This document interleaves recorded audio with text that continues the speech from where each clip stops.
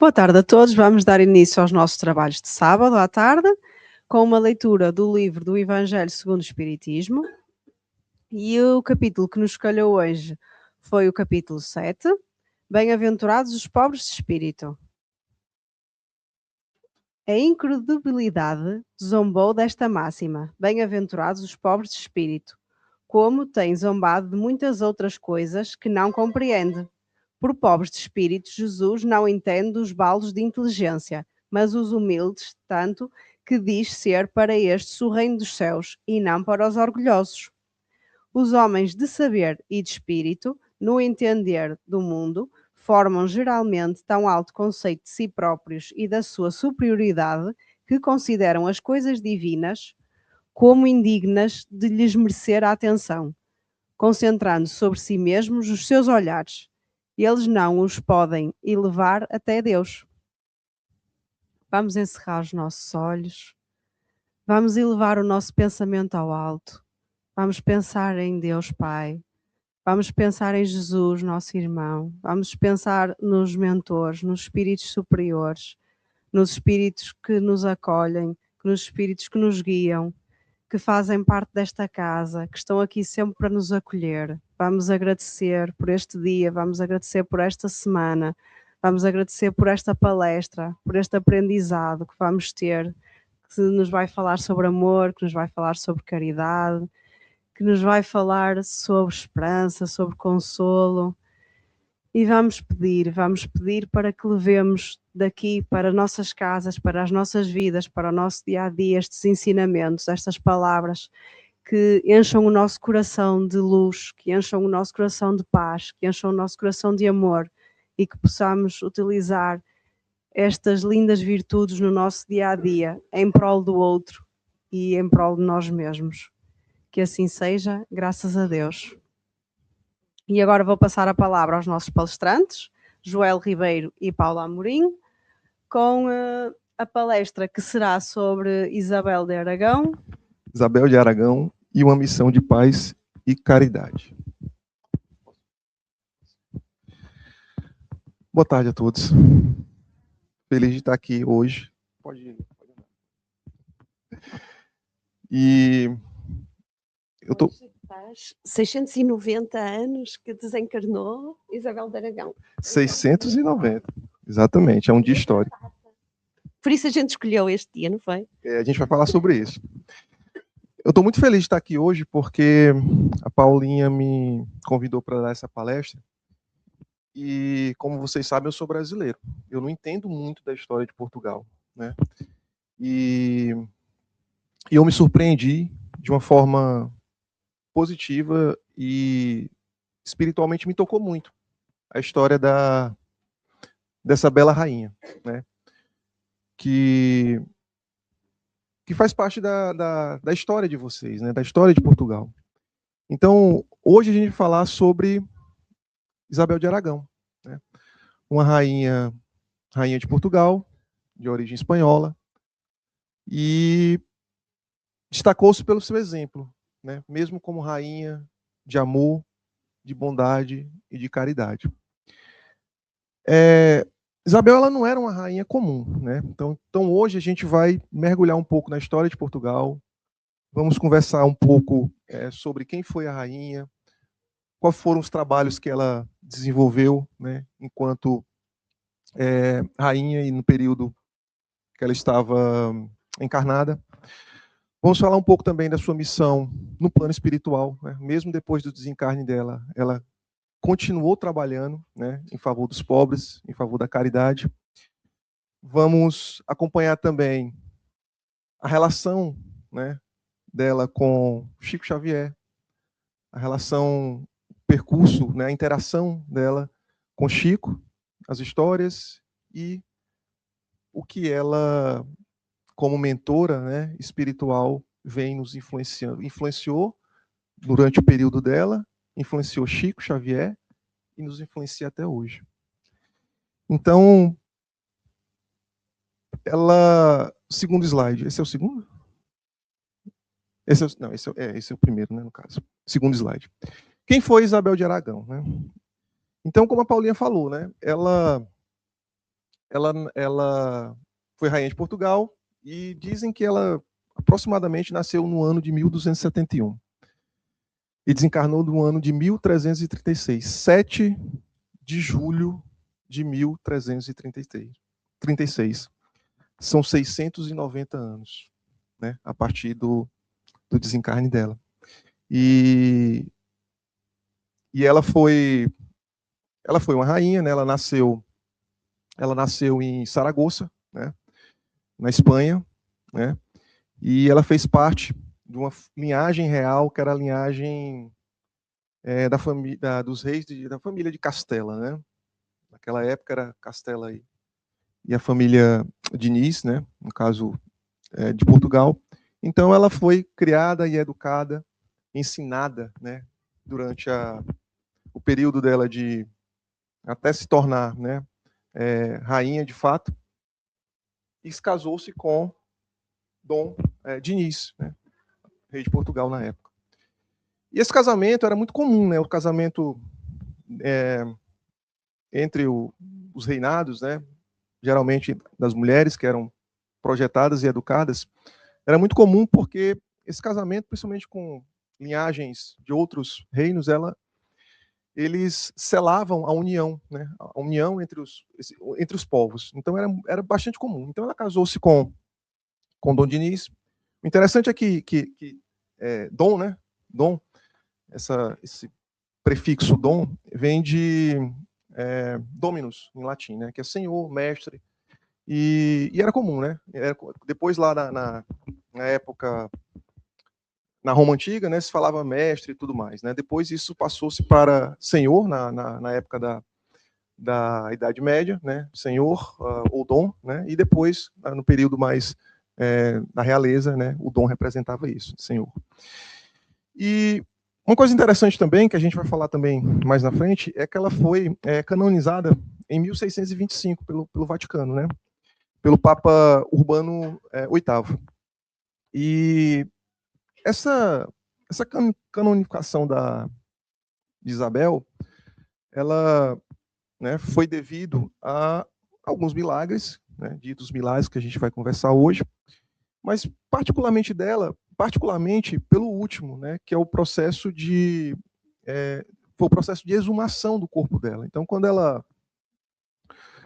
desencarnou, né, e a história é bonita, porque ela, já no fim de vida, né, por volta ali dos 65 anos, ela, das várias viagens que ela fez para promover a paz, né, a paz entre os reinos, ela fez uma viagem, ela saiu de Coimbra, ela estava em Coimbra no final da vida, né, e foi para o Estreito de Estremoz, na Espanha, né? Ou, desculpa, mas na fronteira, né? É fronteira, desculpa, na fronteira. Ah, outra coisa, vocês que são portugueses, qualquer coisa que eu fale aqui que esteja errado dentro do ponto de vista histórico, me corrijam, tá bom?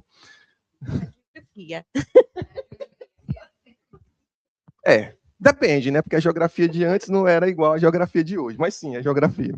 Então ela fez essa viagem. É uma viagem que naquela época, vocês sabem, né? Fazer essas viagens eram complicadas, né? E era uma viagem que dizia-se que era mais ou menos uma viagem de uma semana, né? Para sair de Coimbra e chegar até lá. E ela fez essa viagem, chegou muito cansada, as pessoas achavam que ela estava cansada por conta da viagem e tudo mais, já tinha 65 anos. Mas o fato é que ela já estava ali já em processo já de desencarne, né? E ela chegou, né, no Estreito no dia 1º de julho de 1336 e ela desencarnou no dia 7, né? 7 dias depois. E aí o pessoal ficou apavorado. O filho, né, digo, olha, minha mãe morreu, como é que a gente vai transladar esse corpo uma semana, né? Enfim, alojado o corpo em um caixão, né, numa câmara improvisada, tudo mais. Vai chegar, a gente já sabe, né, quando o corpo entra em estado de decomposição, né, o cheiro, né, que exala é uma coisa absurda. E pasme, né, quando ela fez essa viagem, né, fez essa viagem toda e depois que ela foi exumada em 1625, são 288 anos depois, 88, 89 anos depois. Quando foi exumada, praticamente o processo de mumificação dela não ocorreu, ela estava praticamente intacta, né? E com cheiro de rosas. Isso, do ponto de vista médico, é impossível. Do ponto de vista científico, é impossível de acontecer, né? Do ponto de vista científico. Do ponto de vista espiritual, a gente sabe que é mais do que possível, a gente vai falar sobre isso. Bom, é isso. Passando para o segundo slide. Esses são os trabalhos da rainha, né? Ela é conhecida como a rainha da caridade, justamente pelo trabalho de distribuição de bens e atendimento aos pobres, né? Assistências aos doentes, fundação de hospitais, né? Apoio às clarisses e proteção dos mais vulneráveis, né? Então ela costumava dizer que Deus tornou a rainha para dar meios de fazer esmolas. E aí tem aí o famoso milagre das rosas, né? Então, quando eu estava estudando esse milagre, né, acho que vocês devem conhecer muito bem o milagre das rosas, mas o milagre das rosas tem a ver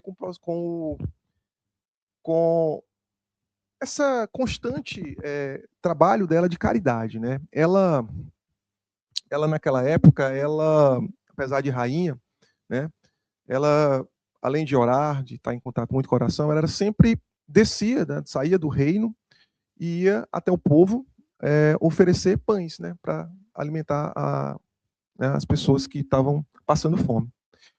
E o rei, né, o marido dela, ele não gostava daquilo, mas pelo fato de ser casada com ela, fazia vistas grossas e meio que, né, sabia que ela fazia isso, mas exatamente, sabia que ela fazia isso, mas não reclamava. Até que um dia, né, ela estava com os pães, né, não lembro mais condições. Tá. Exatamente. Ela estava com os pães, depois eu leio a história. Ela estava com os pães, né, escondidos, e aí o rei perguntou o que ela estava ali com aqueles pães e mandou ela, o que você tem nas vestes, né? Ela, são rosas. E ela estava com os pães, né? E ela, com medo do castigo, falou, não são pães, são rosas. E aí o rei pediu para ela abrir e realmente tinha rosas lá, né? Os pães se transformaram em rosas. E tá aí a história. Numa manhã de inverno, Dona Isabel decidida a ajudar os mais desfavorecidos, teria enchido uma dobra de seu vestido com pães para distribuir. Tendo sido apanhada pelo rei, que a questionou sobre onde ia e o que levava. Ela exclamou, são rosas, senhor. Mas o rei indagou, rosas no inverno? Ainda tem esse detalhe, né? Estava no inverno. A rainha mostra ao rei os pães e o que ele vê são rosas, né? Então, esse foi um dos atribuídos milagres, né? Tem outros, né? Tem um também atribuído que é o milagre do dinheiro em cera, né? Que a cera se transformou em dinheiro porque ela, né, estava com falta de uns trabalhadores, dar dinheiro aos trabalhadores, não tinha dinheiro e aquele só tinha cera e esse se transformou também em cera. Tem a cura de leprosos, né?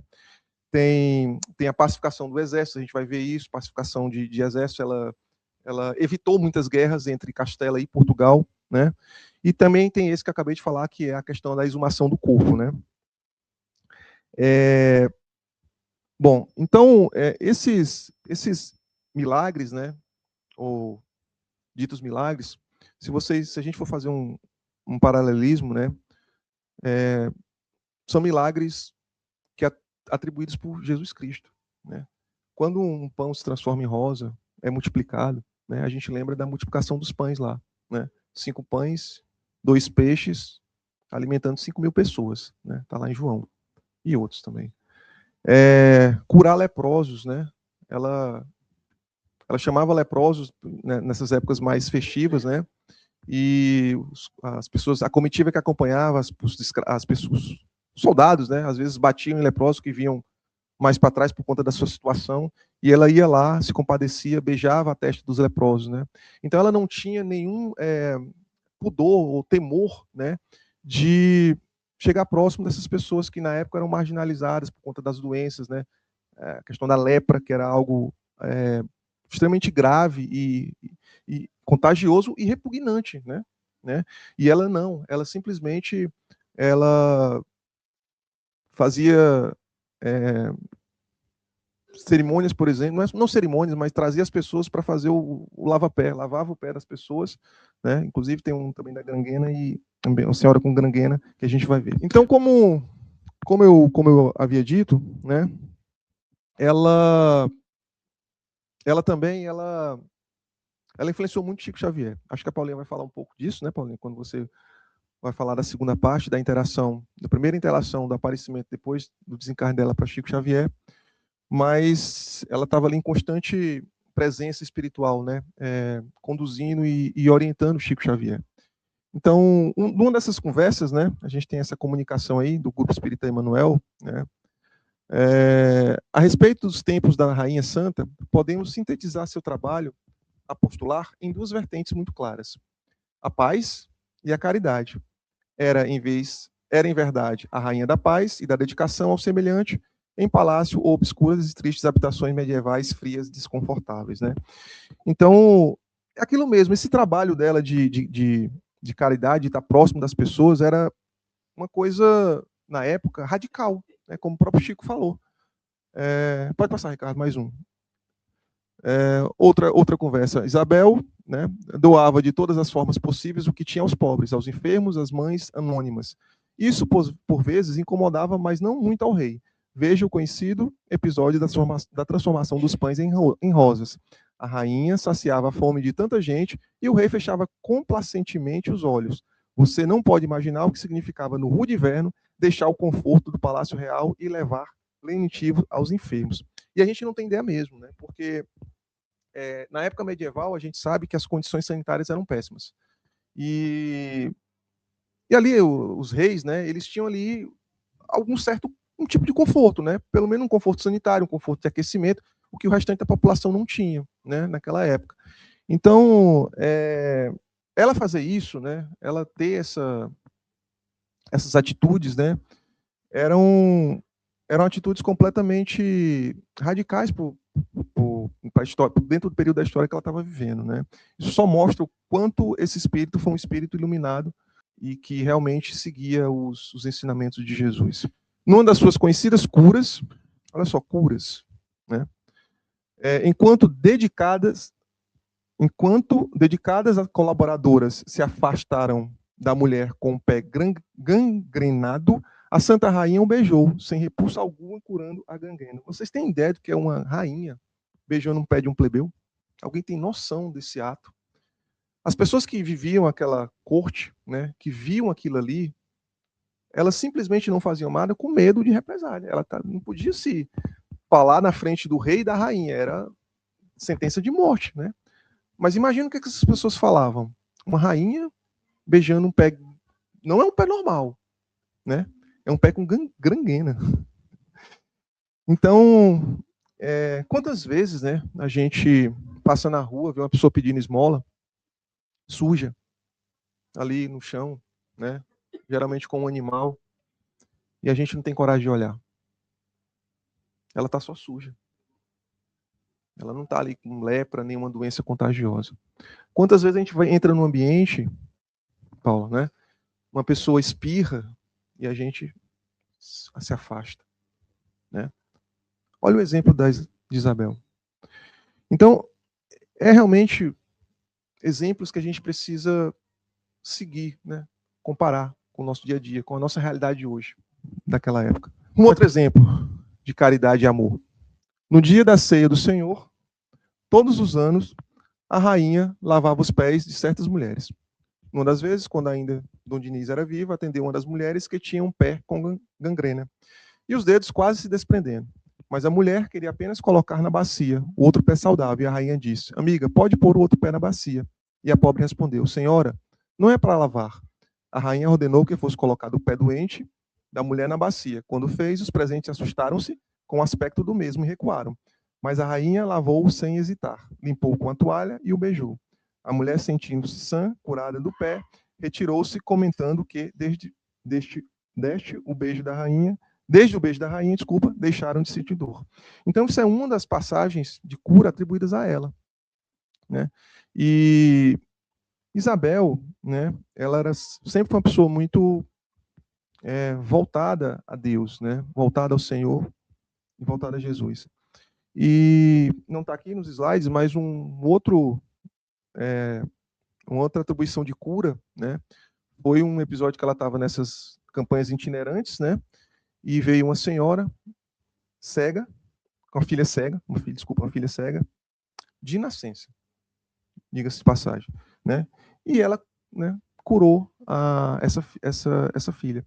E aí todo mundo ficou, né, assustado com aquela cura, e ela só pediu uma coisa, pediu que aquilo não fosse divulgado, né? Então, pode falar. Estas curas, a gente pode pensar que eram lendas à época, não é? Porque surgiram assim, mas na verdade elas estão documentadas, porque na altura foi decretado que todos os milagres, para que do futuro não fossem postos em questão, eram registados em notário com a presença de testemunhas. Então, estas curas não são lendas que as pessoas inventaram, estão perfeitamente registadas em notário, portanto, pode-se comprovar que elas existiram efetivamente. Obrigado, Paulinha. É excelente isso, porque às vezes a gente está mostrando alguma coisa aqui e a gente acha que, não, isso é história, isso não está em lugar nenhum. Está. Até porque o processo de beatificação, né, de canonização do Vaticano, exige provas documentais, né? Não se beatifica ninguém só por histórias, não é? Histórias não são histórias são fatos, mediante a sua interpretação. Mas desde que esses fatos eles podem ser interpretados, podem. Mas se eles forem documentados, não tem como contestar. E todos eles foram documentados, né? Então o seu gênio, né? Uma dessas conversas também com o Chico, o seu gênio criador edificou hospitais e sua ligação com Jesus permitiu curar os doentes do corpo e do espírito, como fizera Paulo de Tarso em suas viagens de pregação pela Anatólia. Por outro lado, Isabel edificou, para perpetuar sua fé religiosa, mosteiros em que irmãs abnegadas davam-lhe continuidade à indômita ânsia de ajudar os menos favorecidos. E quanto à paz, né? Então a gente falou das curas, né? A gente falou também dessa caridade, né? Dessa afeição que ela tinha aos pobres, né? Mesmo com o cargo de rainha, mas ela também foi conhecida. A abertura foi Isabel de Aragão, uma missão de amor e paz, né? Então o amor está mais que exemplificado. Mas enquanto a paz, né? O que ela fez para promover a paz como rainha? A título de embaixadora da paz, lhe foi concedido por Jesus não tão somente um reconhecimento do mundo. Mesmo um pouco antes de partir para a pátria espiritual, em 1336, Isabel, enferma, solitária, lutava para que a paz reinasse naquelas terras de tanta turbulência. Vou contar-lhe com detalhes uma das numerosas conquistas da grande Isabel, no campo da paz, que tranquilizavam Portugal, Castela e Aragão. Esta, sua terra natal, nos longos anos do reinado do esposo e também nos 11 anos seguintes à sua morte, a morte de Dom Diniz. Refiro-me à busca sem entregas do entendimento entre o esposo, Dom Diniz, e o filho, Afonso IV, em período tão triste da história portuguesa. Então é aquilo mesmo, aquilo era comum, né? Essas brigas, né, entre reinos, né, entre pai e filho, né, o rei, era muito comum. E além dessas características de amor, de caridade, fé, que a rainha Isabel nos mostrava, ela nessa famosa batalha de Avalade, né, onde o marido, né, Dom Diniz, estava já em pé de guerra já com o filho, né, ela montado aí nessa mula, se colocou entre o meio dos dois exércitos, né, e aí se fala, isso é história. Gente, está documentado. Isso é história de Portugal. O que mais me impressionou foi a documentação que existe, né? Não é... Ela se colocou no meio dos exércitos e conseguiu evitar aquele derramamento de sangue. E deve ter sido uma coisa assim marcante, porque, segundo consta, ela era uma mulher alta, não é? Quase com 1,80 m. Imaginem, à época, então era muito alta, estamos nessa altura, não era a média comum das mulheres. Não era mesmo. Ela sentada em cima do burro, deve ter sido uma cena imponente, né? Ela chegar, dois exércitos quase a atacar, e ela chega e pacifica aquilo na sua altivez. Eu vejo essa imagem. Desculpa. Eu vejo essa imagem, Paulo. Quem é que vocês se recordam quando você vê essa imagem aqui montada numa mula, ao meio de muitas pessoas? Não, Jesus. Jesus entrando em Jerusalém, exatamente, Paulo. Exatamente. E vejam a semelhança dos atos, né, dela com os atos de Jesus. Ela foi enviada de Jesus, né? E Você imagina o nível espiritual, né? A pureza e a superioridade espiritual de Isabel, né?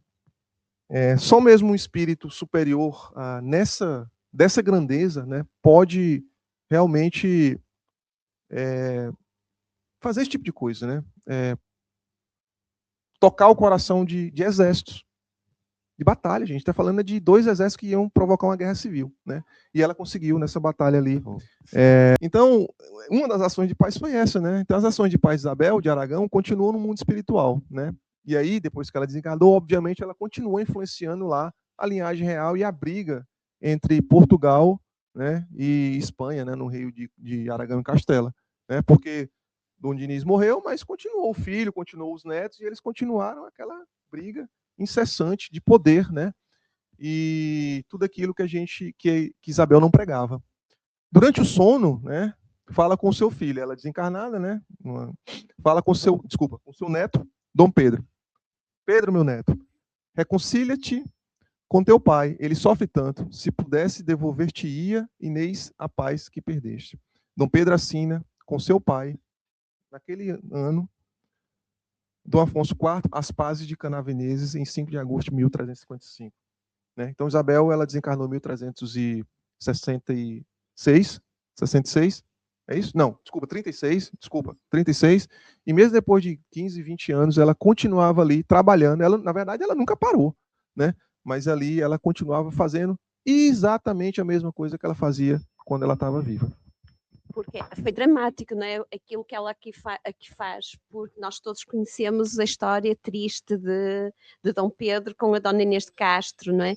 E ele ficou profundamente revoltado contra o pai, e aí ela, durante o sonho, vem apaziguar o espírito para que possa de novo, como ela diz, o pai está arrependido, se pudesse ele teria refeito de novo, mas depois da morte não há muito que se possa fazer, não é? E ela consegue convencê-lo durante o sono a fazer as pazes com o pai. É verdade. A influência de Isabel de Aragão sobre seu neto, Dom Pedro. Né? Minha avó vivia mais pela alma. Muitas vezes me disse que esperava de mim, quando eu crescesse, uma diretriz humana que não prejudicasse os plebeus em favor dos fidalgos. Ela suplicava ao meu avô, não olvidasse os humildes e os pequeninos, que repartistes terras, lembrando que não somente os nobres careciam delas. No inverno, determinava que as aias lhe trouxessem todas as roupas e agasalhos que estivessem de sobra no palácio, e as distribuíam ela própria nos lares em penúria. Né? Ela comprovava, não é, aquilo que o Joel disse. Ela não doava só o pão, não é? Ela fazia toda uma recolha e distribuição. Era muito moderna para a época, não é? Nós hoje já o faríamos, mas não pensar que isto já era feito naquela altura. Nós vamos falar aqui essencialmente sobre a primeira vez que Isabel aparece a Chico Xavier, né? E é muito interessante porque há um relato neste mesmo livro de que Chico relata que já tinha conhecido Isabel antes de reencarnar, não é? Que eles tinham tido uma reunião no mundo espiritual. Contou-me Chico, isto ao Caio Ramaciotti, que, próximo ao seu nascimento, ocorreu no plano espiritual importante reunião com Isabel de Aragão e outros elevados espíritos a fim de restabelecer o seu retorno à Terra. E isto vem relatado também, não deste modo, mas através de uma mensagem da Isabel no livro Dragões, onde ela apresenta-se, ela diz: meu nome é Isabel de Aragão, trabalhadora desta casa de amor desde os seus primórdios, lembrando que quem edita este livro é Maria Modesto Cravo, que nós sabemos que está muito ligada ao Dr. Inácio, e para nós que acabamos de estudar o livro Tormentos da Obsessão, sabemos da ligação de Isabel com Eurípides Barçanufo, então nós estamos a ver toda essa ligação. E nesse livro ela diz assim, ela fala sobre Chico Xavier, ela diz: o missionário da mediunidade nas terras mineiras é portador de um direcionamento para a mensagem do Consolador. Seu nome, repito, é Francisco Cândido Xavier, que inicia seus passos nesta década na pequena cidade de Pedro Leopoldo. Ele, mais que um fenómeno mediúnico, é a confirmação da imortalidade para o mundo físico. Mais tarde, ainda neste capítulo, eles vêm dizer que ele não será só um missionário do livro mediúnico, mas sim a conduta espírita. Ele vai ser um exemplo para nós de como nós nos devemos comportar. Então, o primeiro encontro, assim, já com Chico encarnado, acontece em julho de 1927, que Chico relata, aconteceu apenas 2 dias após ele fazer a sua primeira psicografia. Então, nós vemos que não é a primeira pessoa que vem-lhe falar sobre a sua missão, não é, como nós sempre pensamos, Emmanuel, é a Rainha Santa. E nós vamos relatar esse encontro. O Chico estava no seu quarto a rezar, quando de repente ele vê que todo o ambiente fica com tom lilás. E aparece-lhe uma senhora que está retratada. Isto foi uma pintura que foi feita para retratar esse momento. E ela dirige-se a ele deste modo: Francisco, disse Isabel pausadamente, em nome de Nosso Senhor Jesus Cristo, venho solicitar o seu auxílio em favor dos pobres, nossos irmãos. Senhora, quem sois vós? Você não se lembra agora de mim. No entanto, sou Isabel de Aragão. Lembra-se, nós falamos que eles já se tinham visto antes, mas naquele momento ele não se recordava. Senhora, mas eu sou pobre e nada tenho a dar. Que auxílio poderei prestar aos mais pobres do que eu mesmo? Você auxiliará a repartir pães com os necessitados. Senhora, quase sempre não tenho pão para mim. Como poderei repartir pães com os outros? Né? Nós sabemos que Chico viveu sempre numas condições muito, muito simples, com muito poucos recursos monetários. Então, quando a senhora lhe aparece a pedir que ele vá distribuir pão para o pobre, ele diz, mas como? Eu não tenho. E ela tranquiliza-o. Vamos ver a resposta que ela lhe dá no slide seguinte. Chegará o tempo em que você disporá de recursos. Você vai escrever para as nossas gentes peninsulares e, trabalhando por Jesus, não poderá receber vantagem material alguma pelas páginas que produzir. Por isso, vamos providenciar para que os mensageiros do bem lhe tragam recursos para iniciar a tarefa. Confiamos na bondade do Senhor. Ela faz aqui referência aos livros que ele vai escrever e ela coloca aqui uma questão importante, que esses livros são psicografados. Então, não são para ser meio de subsistência, são para serem doados gratuitamente. E Chico recebeu um monte de coisas e tudo o que ele recebia ele doava a instituições, a pessoas que chegavam. Nunca usou esses recursos para uso próprio. Passado 15 dias da Rainha Santa lhe ter aparecido, aparece-lhe um senhor que era, vamos ver aqui no fim, que ele também se identifica, era Fernão Mendes, que era um dos padres a quem a rainha se confessava. Apareceu um senhor vestido de roupa branca, por intuição notei ser um sacerdote. E ele diz assim: Chico, fui no século XIV um dos confessores da Rainha Santa, Dona Isabel de Aragão, que se tornou esposa do rei de Portugal, Dom Dinis. Ela desenvolveu elevadas iniciativas de beneficência e instrução nos 2 reinos que formam a conhecida península na Europa e voltou ao mundo espiritual em 4 de julho de 1336. Desde então, protege todas as obras de caridade e educação na Espanha e Portugal. Então nós vemos aquela questão, ela não para, não é? Ela continua no mundo espiritual a proteger as instituições. Foi ela quem o visitou há alguns dias, nas preces da noite, e prometeu-lhe assistência. Isabel me recomenda dizer que não lhe faltarão recursos para a distribuição dos pães aos necessitados. Meu nome, em 1336, era Fernão Mendes, confiamos em Jesus e trabalhamos na sementeira do bem. E esta visita reforçou a vontade de Chico. E a partir daí, nós vamos ver o Chico a distribuir. Ele vai com a irmã no sábado seguinte e leva uma cesta com 8 pães. E a gente conhece muito o Chico pela obra dos livros, não é? Quem não conhece o Chico Xavier nos seus livros, mas muitas das vezes nós esquecemos que Chico tinha também uma ação de caridade muito grande. Até ele ter desencarnado a 30 de junho de 2002, Chico manteve a distribuição semanal de pães a crianças, famílias e idosos carentes de Pedro Leopoldo e Uberaba, cidades onde ele tinha desenvolvido o seu apostolado. Ele distribuía cerca de 1.500 pães semanalmente. Então, era uma obra considerável, não é? Então, nós vemos, com base na história que vimos delas, com influência sobre o seu neto, e agora nesta história com Chico, que ela continua no mundo espiritual a fazer aquilo que ela fazia cá, não é? A socorrer, a ensinar e a servir. Sempre uma mensageira nesse caminho. E nós temos ainda outros relatos em que eu tive dificuldade. Nós ouvimos muitas vezes dizer que A Isabel de Aragão era a nossa ministra veneranda do nosso lar, mas foi difícil encontrar o local onde é que isso estava descrito. Eu encontrei isso neste livro dos dragões, em que nos diz assim: encantou-me no livro a personagem ministra veneranda que mais tarde vinha saber tratar-se da mesma Isabel de Aragão, a Rainha Santa de Portugal, que orientava nesse tempo os serviços de intercessão do Hospital Esperança e dispunha de uma missão gloriosa junto nas terras sofridas do continente africano, em colónias portuguesas e adjacentes. E aqui ela dá-nos um outro pormenor, não é? Porque nós todos conhecemos a Legião de Maria do livro Memórias de um Suicida, do trabalho dessa legião com os suicidas. E neste livro o que é que nos é relatado?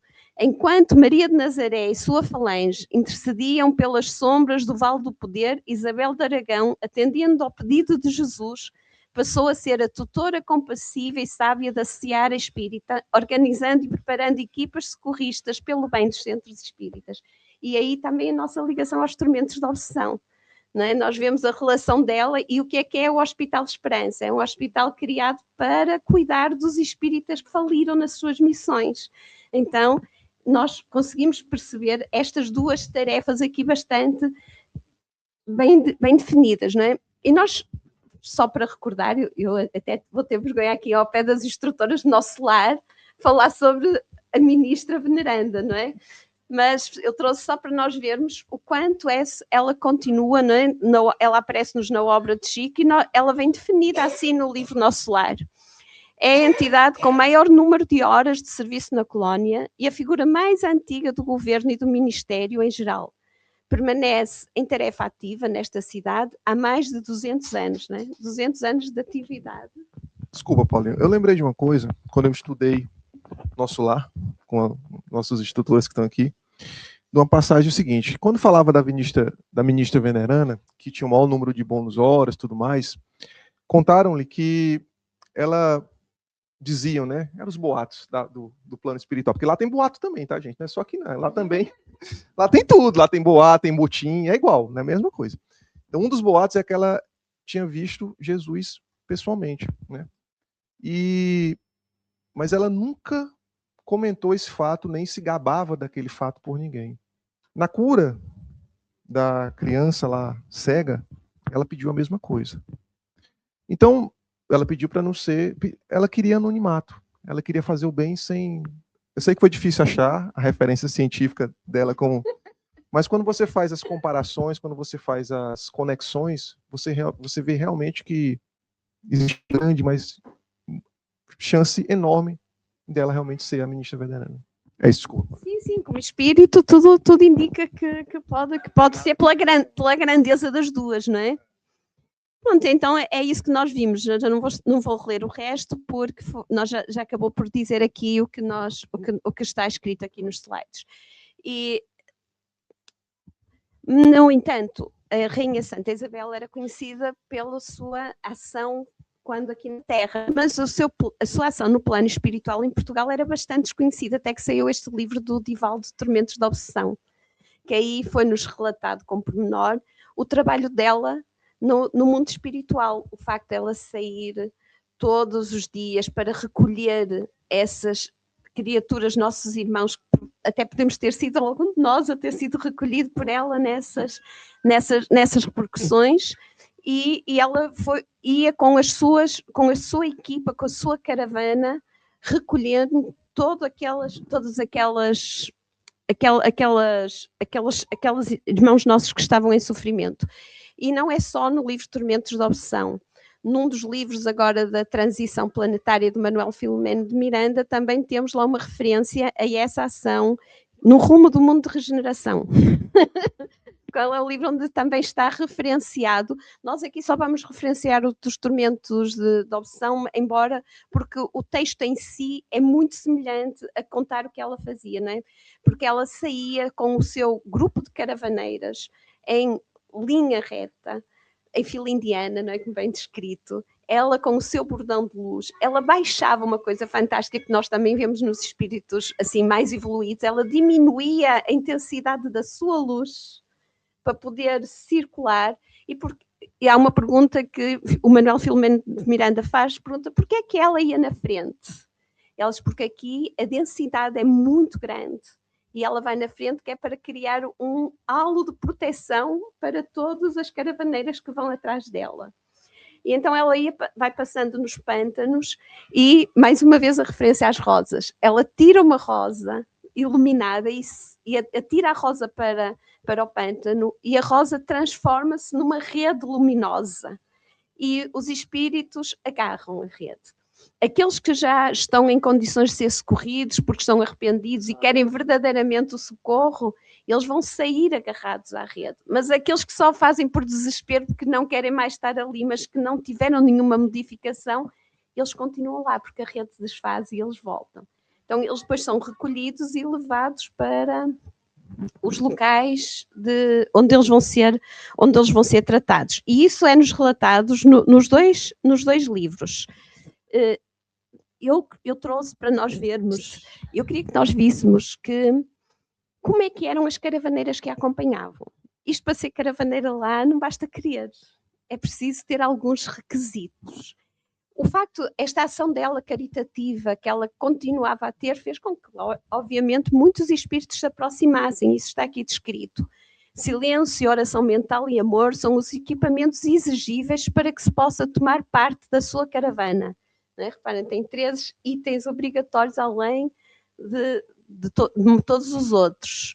Ao lado de muito bem elaborada disciplina interior, feita de confiança em Deus e respeito às suas leis, a fim de que a perturbação e o receio não abram brechas, tornando vulnerável o conjunto. Para evitar reações, aqui a história é que ela diminui a sua potência, para evitar reações desnecessárias dos habitantes e controladores desses lôbregos sítios, ela diminui a potência da energia que pode exteriorizar, irradiando apenas a claridade suficiente para iluminar a área visitada, mantendo os objetivos traçados sem deixar-se atrair por simulações e armadilhas dos hábeis artesãos do mal e da crueldade. Não é?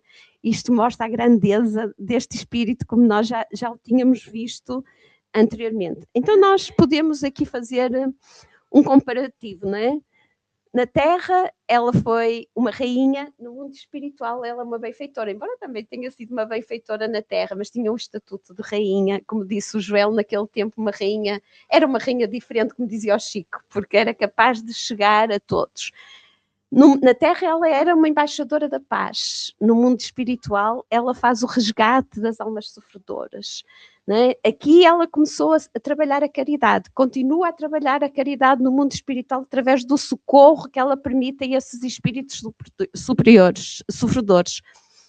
Criou os hospitais na Terra, ela foi uma das grandes patrocinadoras dos hospitais na Terra e ajuda a criar o Hospital de Esperança no mundo espiritual. Então, aqui ela dava pão, e ela lá dá um outro pão, um pão da consolação às almas necessitadas. E continua a usar as rosas, né? As rosas aqui, fisicamente, através dos seus fenómenos de ectoplastia, que transformam os pães em rosas, faz as curas.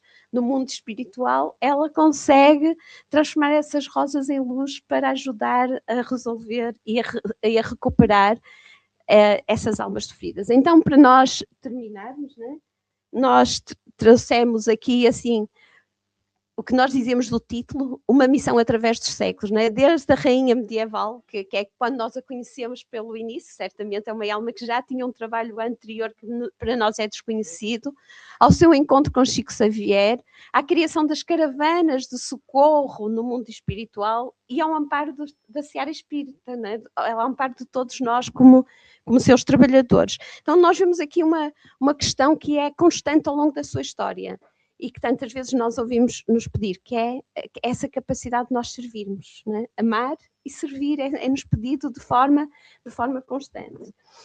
E eu pus aqui uma frasezinha para finalizarmos que diz assim: talvez o verdadeiro milagre das rosas não tenha sido transformar pão em rosas, talvez tenha sido transformar o poder em serviço, a autoridade em compaixão e uma vida de rainha numa missão de amor, que segundo a literatura espírita continua muito para além da morte. Então, se calhar, é esse espírito de serviço que ela nos traz, que nós, além do amor, da caridade, de toda esta compaixão, precisamos trabalhar em nós. E era essa conversa que nós tínhamos para partilhar convosco nesta tarde. Então vamos fechar os nossos olhos, vamos em silêncio, com o poder da oração, vamos seguir os passos de Isabel. Vamos tentar, dentro das nossas vidas, trazer os exemplos da Rainha Santa para o nosso dia a dia. Os exemplos de amor ao próximo, os exemplos da verdadeira caridade e o exemplo de serviço constante e sempre dentro da seara do Evangelho do Cristo. A gente espera que, com os conhecimentos que nós adquirimos hoje, nós possamos lembrar um pouco das pessoas mais carentes, das pessoas que realmente precisam, e do poder que nós temos de oferecer conforto, de oferecer o pão, de oferecer carinho, de oferecer as nossas orações em prol da cura. É o que podemos fazer, como espíritos ainda em evolução. Mas certo que um dia nós possamos chegar ao mesmo nível de Isabel. E quem sabe, influenciado por ela, possamos cada vez mais aumentar todo o nosso amor, todo o nosso carinho para abranger o maior número de pessoas possíveis. Obrigado a todos aqui presentes. Obrigado a Paula pela oportunidade de estar aqui, as pessoas que estão por trás desse trabalho. Obrigado a todos por, mais uma vez, estarem presentes, ouvir-nos, e desejamos a todos uma excelente semana, com muita paz, carinho e, acima de tudo, muito amor e oração. Que assim seja.